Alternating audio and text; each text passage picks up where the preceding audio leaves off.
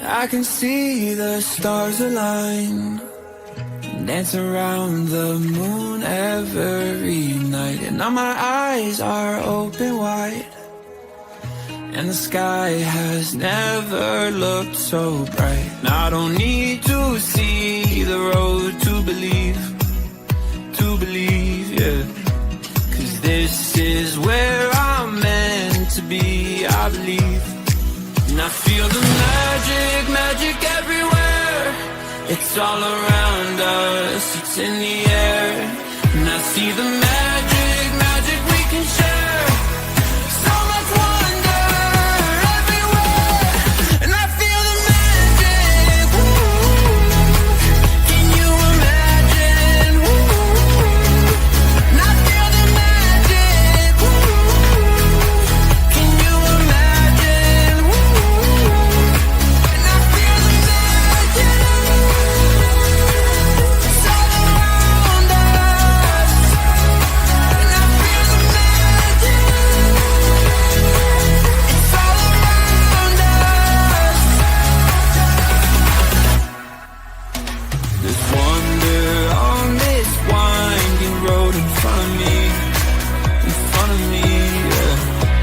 'Cause I'm right where I'm supposed to be. And I feel the magic everywhere. It's all around us, it's in the air. And I see the magic we can share. So much wonder everywhere. And I feel the magic, can you imagine? And I feel the magic, can you imagine? And I feel the magic, it's all around us. And I feel the Who was singing? Who was dancing? How can you not? How can you not sing and dance to that fabulous song? And when you do, when you sing and dance to any song that has got a really good beat and it lifts your heart, you change things in your body instantly, on a cellular level. When we're looking at the body, we always want to criticize, critique it, what it isn't doing, what it doesn't look like, or what it does look like. Hey, that's all about perception and perspective. And then of course, then there is the Barbie look, or the Kardashian look, or the Italian mama look. You know, it really depends on where you're looking, doesn't it? Listening to your body, feeling your body, not necessarily in the physical sense, but feeling your body by energy. And we are going to have a great time on Soul and Beyond this evening. I'm Gwenda Smith, your host. If you are new here, I welcome you. And to all of my beautiful people that come along to listen, hello to you, and to watch and join me. Hello, Kat Gray, Karen, Mac, Michelle, Lisa, and Tony. Hello from the USA and welcome. Good morning to you, Tony. I hope you have a beautiful day ahead. Our topic tonight is probably one of my top favorites. And the reason it's a favorite is because this is where my journey started. Not in my abilities to communicate with spirit, to communicate with angels and all sorts of other things, because that started from the time I arrived in this world. But my journey with health and the way that my acceptance of illness, disease, dying, how that came about. So tonight's topic of listen to your body really sits high in my heart. And tonight what I want to leave you with is for you to have a whole different connection and communication with your body. We have several bodies, but for the purpose of this show tonight, I'm going to focus on the physical body, because that's the one that you have to walk around in all the time. That's the one that you tend to criticize for not being a certain way, looking a certain way, for not moving in a certain way. It's the one that we give the hardest time to. And just to touch on the other bodies, every time we do something like that with the physical body, it impacts our greater bodies, the subtle body. So everything comes crashing back. Now, I have two things tonight that are very close to my heart, and they are perfect for this conversation. And I was having a very deep talk with God last night and also this morning, and I wanted some answers. I want the wisdom, the knowledge. Do you hear that? I want. Which part of me is talking there? I want. The question I asked is, if our thoughts are simply an energy, then how is it that we can create something called dementia, senility, or Alzheimer's? They are similar. They all affect the ability to be in the present time. They affect the ability for some people to be able to talk. The one thing they all do is take the person who is experiencing those conditions into being in the past, and often being someone else that family and friends are not familiar with. And then there is also a conversation that I had with a very dear girlfriend today. And she told me that she'd been to have acupuncture and cupping. Now, I'm not a fan of cupping, so I asked why. Why the cupping? And she told me that when she woke up this morning, she felt like she had been laying on a concrete floor, and that her left shoulder blade, right a little bit, but left shoulder blade was very painful, and left arm. So, not wanting to overstep the mark, because if I'm not invited, then I will not. But I just asked her to think about what grief, what sorrow she may be carrying in her back body. You do know where your back body is, don't you? Because for her shoulder blade and left arm to be giving her a lot of pain, she's in the back body. And that is all about, around the shoulder blade, is all about the heart and the lungs. The left side is said to be our feminine side. So it's to do with a female, which she is herself. And when I asked her to have a think about some grief, some sorrow that she's holding on to, without even a pause, she said, probably looking for the person I was, the girl I was before I had kids. Without realizing, she had spoken immediate truth. And then it was a shock. So, did you learn that as a result of the breast cancer, Tony? Good evening, Tanya. Welcome. Listening to your body is how you can change so many things in your life. Now, I was telling you a moment ago that I was talking to God and I wanted some answers. Well done, Tony, well done. I wanted some answers on how our thoughts that are energy override the soul, push the soul out and create issues right down to a cellular level. Katie Ann, hello and welcome. You could have something start in your toe, and your focus will be on your toe because that's where the pain is, that's where the cripplingness is, where you can't get a shoe on comfortably. So your focus is on the toe. But if you were to spend time putting your index finger and thumb around your toe and taking a breath and going inward and asking yourself, what is this in my toe?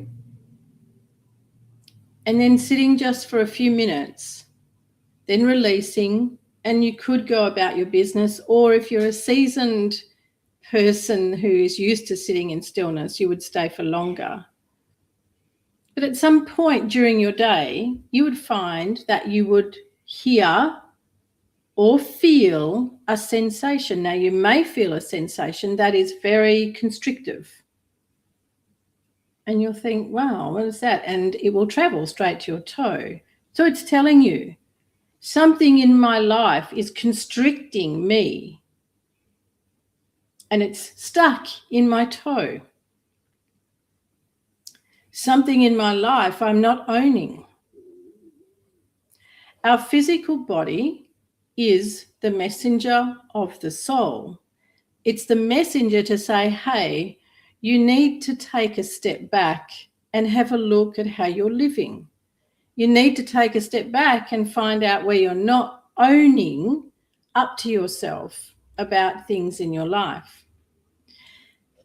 The reason that my question was about the way our thoughts affect our mind is because if we open the skull, we can see the brain. We cannot see thoughts running around. We can't always see the neural pathways either. So the question is, where do our thoughts come from? And the mind is extremely busy, as I know some of you on here have that going on. The mind is very busy. Even as you sit with me now, your mind, your greater field of energy is bringing in all sorts of information. It is tuning into noises that are far away from where you're sitting. It's tuning into different smells, different feelings. And it's converting in your mind into a picture, into something that becomes a thought. Now, in among all of that is past experiences that could go right back to when you were born, past experiences that could go right back to ancestral trauma, ancestral wounding, past experiences that could go right back to history, for example, a war, for example, a time that the country your forebearers were born in was invaded, and not necessarily a war, but the country was invaded and taken over.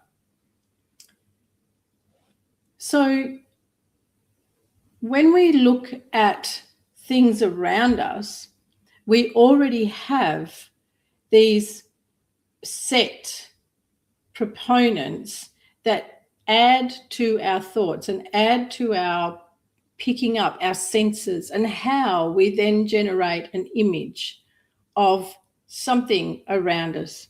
We will decide what a noise is. Now, if you have an oversensitive, if you're an oversensitive empath, if you are an overly caring person where you believe everyone should be rescued and you need to save them, if you are an excessive sticky beak into other people's lives, then if you hear a siren or a couple of sirens, your perceptions, everything that has accumulated on you from all those examples I just gave will start to create a picture of what those sirens are about. And your body will respond. Your body, if you are an oversensitive empath, you could suddenly get a lot of pain. You could suddenly find yourself extremely tearful. You could have terrible pain in your chest and wonder what it is. And it's because that greater part of you, that part of your mind that has got attachment to forebearers, to past history, to your childhood, has created a picture of what you believe that siren is about. And you've attached the responses that fit with that picture. That places your body into high stress. It makes your body release different hormones that are fight or flight hormones. It creates more acid reflux, acid generation in the stomach. Now your body is now in a heightened state of fear, of worry, of overwhelm. And this goes to a cellular level in every single part of you. So when we're looking at the physical body and wanting to know how can we be more healthy? And then there is the flip question, how can this have happened to me? Why did this happen to me? And that is often the question people ask when they are facing a very serious diagnosis. The only way for you to be able to have greater wisdom on these things is to have a closer, more loving, more nurturing relationship with yourself, and particularly with your physical body. So if you are someone who responds to sirens, you need to take a pause immediately and ask yourself, is that somewhere my soul needs to be? Is that something that my soul is wanting my attention on? And if it is, what is it that I need to know? What is it that this calls me to? Sirens were a big thing in the war. So post-war babies, very sensitive to sirens, very sensitive to the point where it sets all of their central nervous system on high alert and carries through the fear. So for you to know what your relationship with sirens is, you need to give yourself a chance to ask, what is it I feel when I hear sirens? And if it's immediately about someone else, then I'm going to suggest to you that is a made-up story, because you have no way of knowing what that siren is about. It could well be a mum being rushed to hospital to have a baby, and that's a joyous experience. But because sirens represent pain, suffering, something bad's happened to someone, then it sends the central nervous system into overload and into fear. Can you relate? Can you relate to that? And how is that sitting with you? Children who go up a tree or go to play on monkey bars and things. So many parents will say, don't fall out of there because you'll hurt yourself. And what happens? The child falls out, breaks their arm or bangs their head. Prophecy come true. No. That instinct comes from somewhere else. It comes from something the parent is attached to. And these attachments are what cause us a lot of issue that can be avoided. That is not what the soul signed up for. The soul did not sign up for a whole lot of fret, fear, overwhelm, anxiety, and constantly having to walk around in a body or be in a body that is in a place of not being well. That's in a place of serious digestive issues, migraines, and so forth. So when we are going to listen to the body, we're going to tune into body wisdom, body intuition, the emotional body. So there's many facets to your body, and you know what? You will gravitate to the one that is easiest rather than the one your soul would like you to gravitate to. What is this attachment to the past?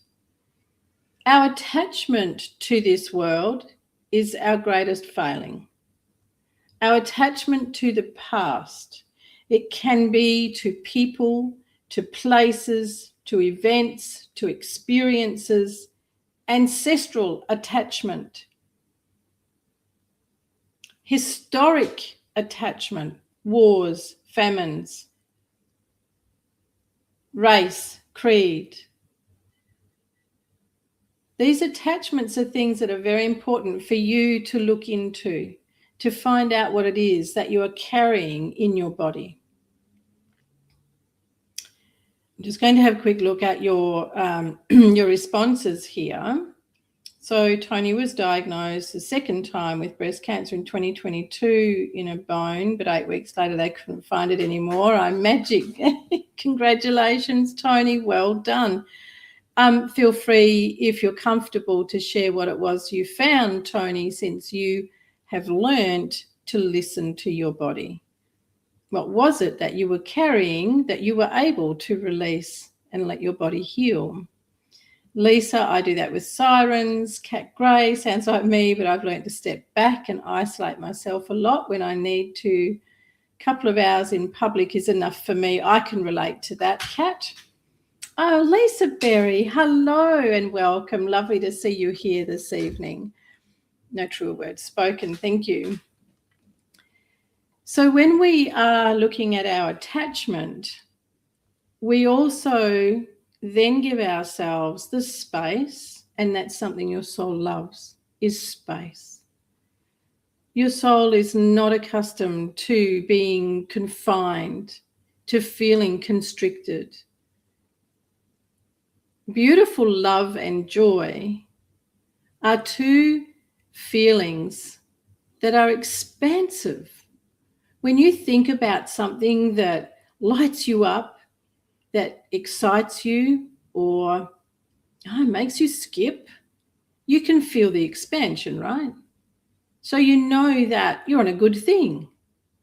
When you have a great idea about a garden in your yard, or a great idea about a place you want to go. I know that Lisa's going on a pretty cool holiday this year. She's very excited about it. The soul breathes when you give it space, and you give it space through happiness, harmony, joy, love. Laughter. Laughter creates space for the soul. It creates space in the cells of the body. Yes, Tanya, I can relate to that too. The emotional body is where we will place most of our attachments, because when you look at your life, every experience, every place, every person, you have attributed some kind of, or a emotion, maybe more than one emotion, to that person, to that experience, to that event. And those things remain. And this is why we live in the past so much. And that's where we can cause a lot of problems for ourselves. Tony says she learned the power of trusting her body. I just learned to all of me. What was that, Tony? Sadly, I just learned to all of me. To trust all of you? or to love all of you. So when I was looking at the conversation I was having with God about our thoughts and how they affect the mind, because our thoughts are energy. They are energy until we attribute a pattern of behavior, a belief, an image, an emotion, an event. And then they are no longer energy. They become a weight in the body. They become a physical thing, a tangible thing in the body. Trust. So true. Trust. Tony's spot on. Trust of yourself. That is the biggest key to healing. Trusting your body that it knows how to heal. Trusting yourself. What I wrote was owning up to yourself. When I was talking to my beautiful hubby earlier, I was talking about this topic because it's top of mind to me, because I have been with my mum for the last few days and she has been labelled with Alzheimer's. And listening to her conversations, watching her responses is intriguing. Tony healed diabetes, cancer, and depression. You certainly are magic. Well done, Tony. Well done. Stay on everything that you are doing, because what Tony's saying here is exactly what I was leaning towards when looking at what is Alzheimer's, dementia, and senility. So scans and things can show degenerative parts, the brain have neurological degeneration in them. Why? Why is that? Every person that I have met, that I have worked with in a spiritual sense, that has some kind of loss in themselves, of themselves, is because of a situation in their life that they have not been able to handle, that they have not been able to see their way out of. Now, that can come down to something like losing their spouse. Not being able to handle that grief can cause serious issues in their mind. You see, our thoughts are created through our patterns of behavior, our lifestyle choices, our beliefs, our perceptions, and our perspectives, and then through everything that has been handed down to us from the time we arrived. We're kind of behind the 8 ball in the time we arrive, because we land into someone else's field of energy. We land into someone else's arms who is carrying tremendous emotion and all of what they are attached to. Our parents often have no idea that they are carrying things from their parents, who are carrying things from their parents. It's not until you go down this path that you begin to understand most of what you believe is not you. Most of what you are attached to is not what your soul wants to be attached to. So to listen to your body means giving yourself and your body time to connect and really letting yourself be aware of what it is that you are carrying in your body. So the example of sirens going by, for those of you who responded to that, This is now a new thing for you to be able to become more aware of. And release that. Let it go. If need be, you can send out a prayer for wherever that siren is traveling to, that all be well. And that leads me to say, you can be sure that all is always well. It always ends up the way that it is meant to. And that's very true. When we want to listen to our body, we need to be able to be in connection with it tangibly, because so often we don't even look at it. We don't want to look at it because we hold great criticism. And immediately we have criticism of the physical body. We have separation between ourselves and the soul. When you learn to feel energy and work with energy, you can find the energy of your soul, your higher self, which usually sits up here. And as my beautiful hubby was saying, would 10 minutes be enough? And I said, well, 10 minutes is a start, because most often people say they haven't got time. It's never that we haven't got time. It's that we are not prepared to give ourselves time to do those things, to come into really exploring the body and finding out what it really feels like, what it really smells like, how it's looking. What does the skin feel like and look like? What is that mark? And yet we're more than happy to give much more than 10 minutes to watching the news, reading the newspaper, talking about something that happens somewhere else that's got nothing to do with you, talking about something that hasn't happened but someone suggested it could. We've got all the time in the world for that.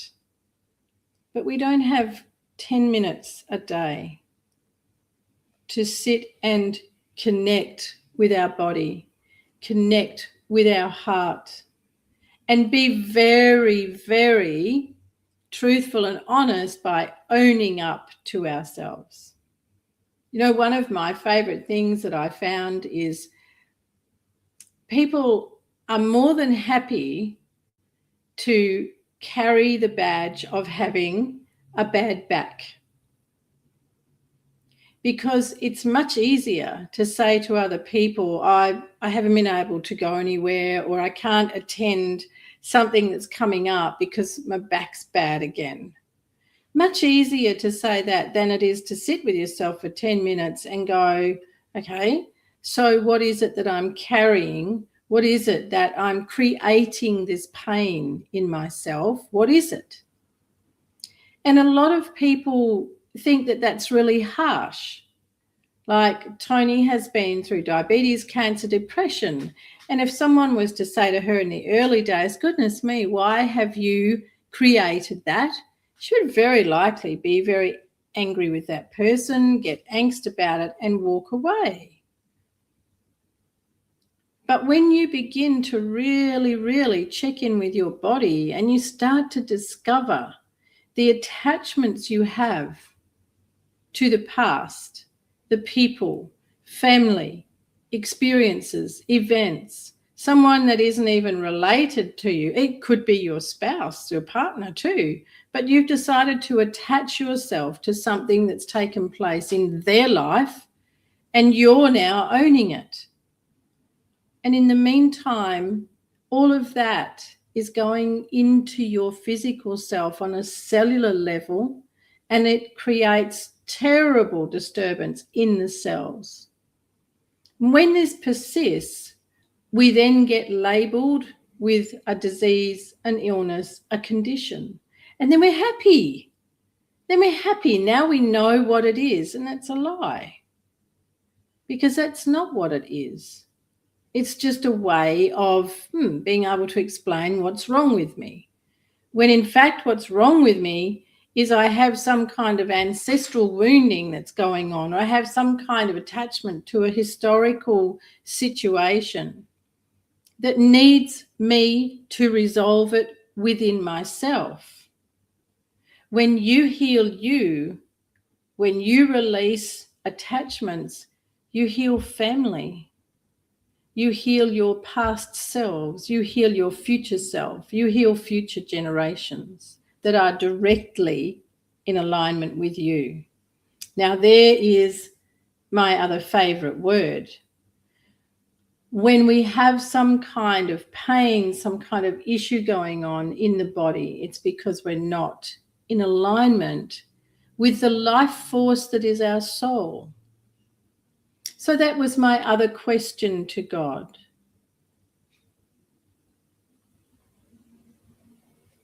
Is the soul what we are? Or is it our personality? Is the soul the personality now? And I had that experience with a head injury, which could not be explained. One of the things that I was told when I went into my healing room was the physical body is of no consequence to us because it heals. And now you see the personality is not the soul. So when I was talking to God this morning and last night, and I was asking about our thoughts and where they come from, and where does the soul sit with that? Do you have these kind of conversations? Are you game enough? Are you willing to give yourself the time to have these conversations? Because it's where you will heal. It's where you will change your life. It's where magic happens. Ask Tony, she'll tell you. And I'm sure also that my very lovely Lisa Berry will be able to tell you too. Thank you, Kerry Forth. Yes, Tony, I couldn't agree more. I too believe that we are the most beautifully intricate, blessed, I'm not sure about technology, but creations. And she says, yes, she would have. Dis-ease, it's exactly that. It's a dis-ease. We're not at ease with ourselves. We're not in harmony. We're not in alignment. The soul for me is the communication system between the spirit and the physical body. That is very close and a very good description, Tony. Kat has the conversation, gets confusing. That's because your mind steps in and wants to take over, Kat. As soon as you stay out of it and stay in alignment with your higher self and with the divine, the confusion goes away. So Tony's comment here, the soul for me is the communication system between the spirit and the physical body. The soul is your life force. The soul is what gives us this appearance. It's what gives us the chi, the prana. It is the river of energy, the life river of energy through the body. However, it gets pushed further afield when our spirit and the physical body become dominant. So when we step more into being in the past, attaching ourselves to things, to people, to events, then the soul finds it very hard to communicate. And I will say here, the soul is also very quiet. The soul whispers. It is the mind that is relentless and noisy. And that's why we get so easily distracted. So for yourself as we finish this week, I'm going to ask you to think about what sort of things are top of mind for you. What do you respond to and then carry with you? So what are your attachments?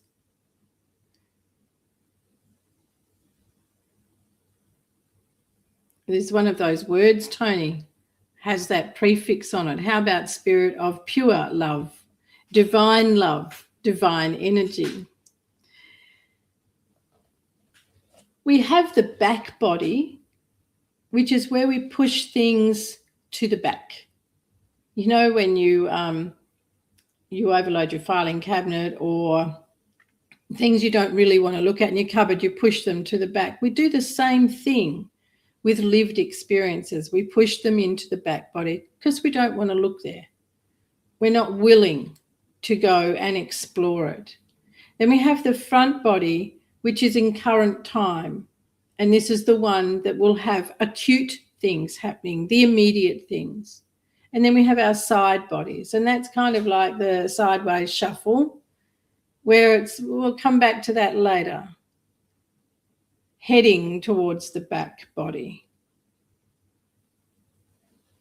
We are forced to look at things that are acute because they are immediate pain and they stop us in our tracks right then and there. So we have to look at it, but we look at the pain. We're not looking at what's just been happening around me recently, what's been happening with me today. What have I reacted to today that could bring me this pain? Is the pain sharp? Is it dull? Is it contracting, restrictive? You know, when we used to, back in the day, go to doctors and so forth, they would ask you to describe the pain. And there's a reason for that. It's one way for you to have to own up to yourself. But all you would own up to is at that time is what the pain feels like, not where's it come from. So do we create our dis-ease? Do we create the pain? Yes, we do. And I know a lot of people do not like to hear that. It's like, why would I do that to myself? Well, I didn't say you did it deliberately. Nobody does. What does happen is our refusal to look at the things in our life that we are not happy with. So when it comes to Alzheimer's, dementia, senility, it is a way of avoiding conflict. It is a way of keeping the peace. And it is a big way of stepping out and away from something that we cannot change or we feel we cannot change in our life. So the example that hubby and I were talking about was someone who would really prefer that their children or child was not living in the family home so that the parents or parent can have their space to themselves and live as an adult again. But rather than go into that confrontation, rather than look like a parent that is mean, that isn't caring for, loving their child, the parent becomes sick. And then again, like the back example, it's easier to tell people that, I've been really unwell lately. It's much easier to tell them that than, it's really getting the better of me that my whatever year-old child is still living at home and they do this and they do that around the home. Much easier. And in the meantime, the soul is going, need you to listen, need you to work with me. But we don't. We go more into the pain. We go more into carrying that burden that becomes a serious illness or dis-ease. Lisa, I was meant to see you on here tonight, Gwenda. My 11-year-old daughter has an autoimmune disease that affects her bones. I've been wondering on what might be behind it. Autoimmune disease affects her bones. It'll affect everything, Lisa, because an autoimmune condition is not selective. Just like chemotherapy, it's not selective. An autoimmune dis-ease, the body will be turning on itself, left, right, and centre, and go into organs. She doesn't have a very good white cell count either. Ancestral, 11 years of age.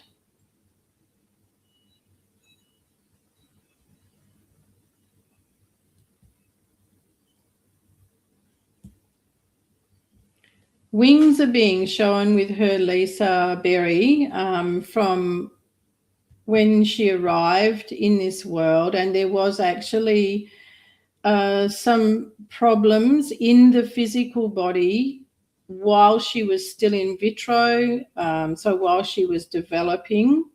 And she herself, her soul, was not too sure if it was going to continue with that.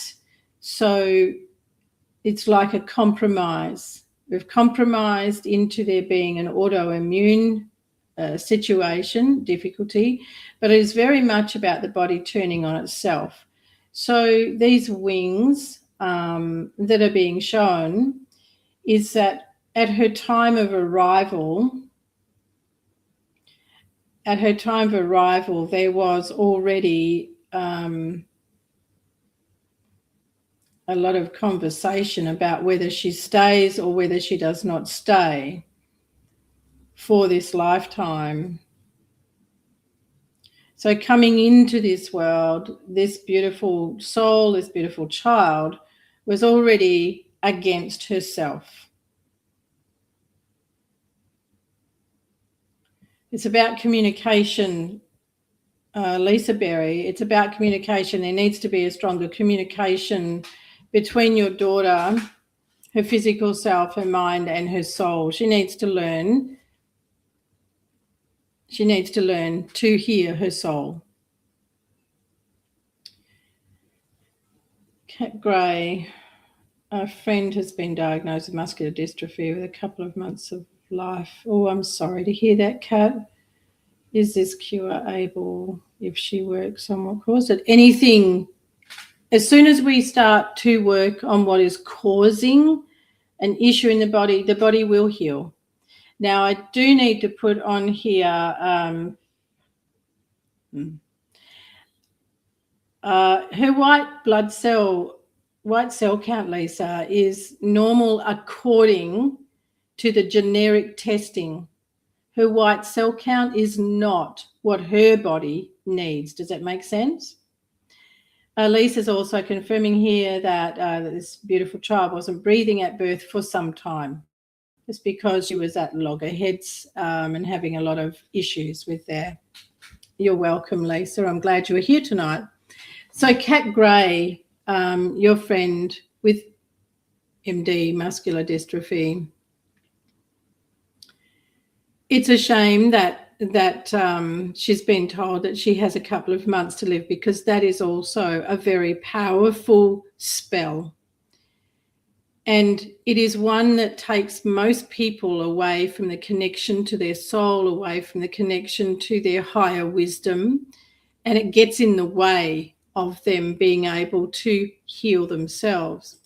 Now, I'm going to say here to everyone that sometimes healing takes place in heaven or in heaven's healing ground. There are other facets that can be looked at. However, when we decide to have a really strong connection to our physical self, we can change the vibration, the frequency, the resonance in our cells. And cells, not selves, cells. And that is when healing takes place. Having a look at what we're attached to. And that's what I'm asking you to do tonight, today, tomorrow. Having a look at the conversations you have, the things you respond to, smells, pictures, sirens, the sight of a security guard, the sight of a police officer, the sight of a military uniform,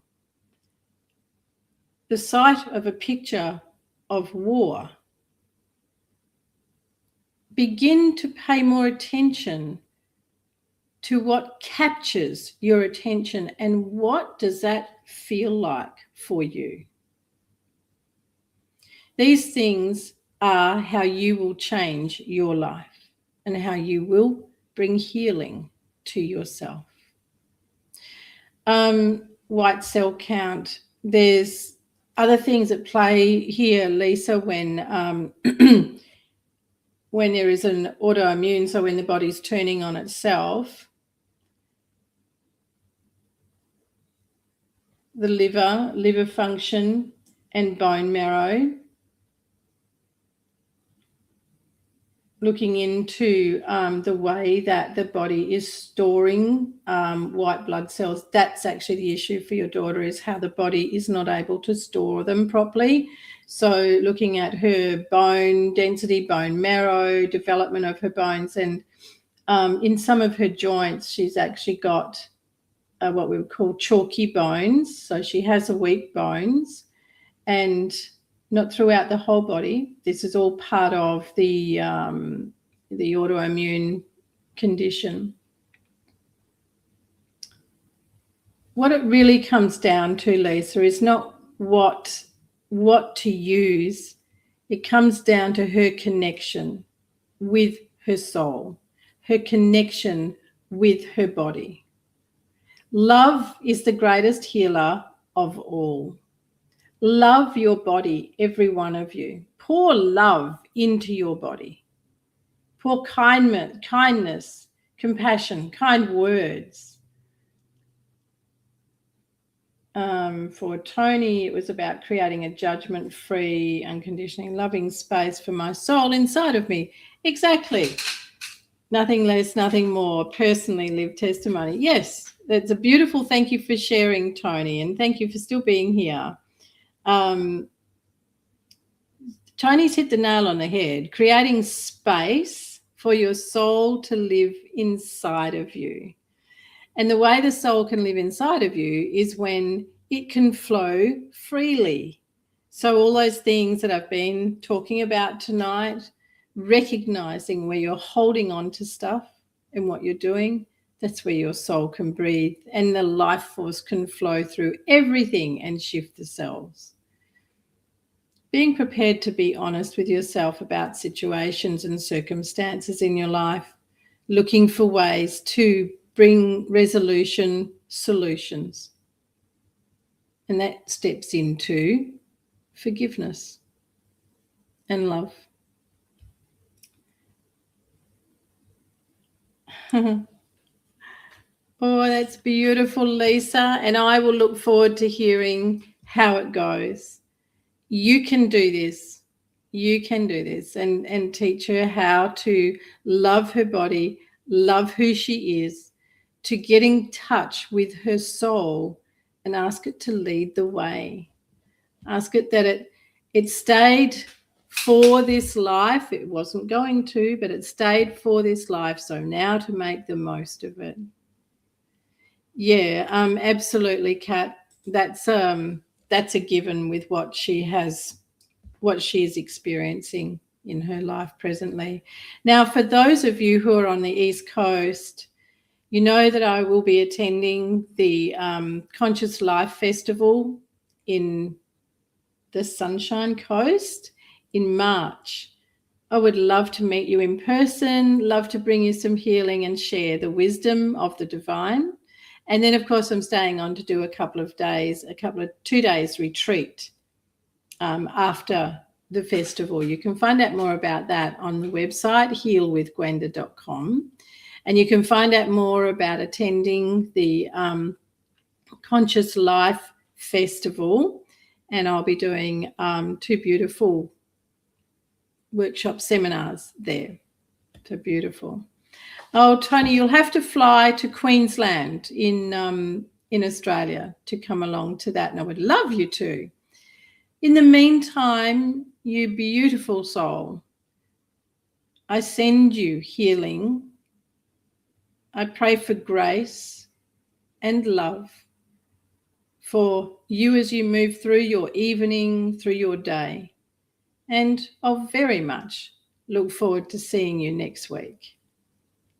Oh, that'd be cool, Kat. That would be cool. It will be fantastic. It's a huge couple of days, the Conscious Life Festival. Absolutely brilliant. Tony, that's a pleasure. Absolute pleasure. Really appreciate you being here in this space at 5:30, 4:30 in the morning, all the way from the States. And Karen Mack, you're very welcome. Very welcome. Gorgeous. Oh, Michelle, there you are. It's a pleasure.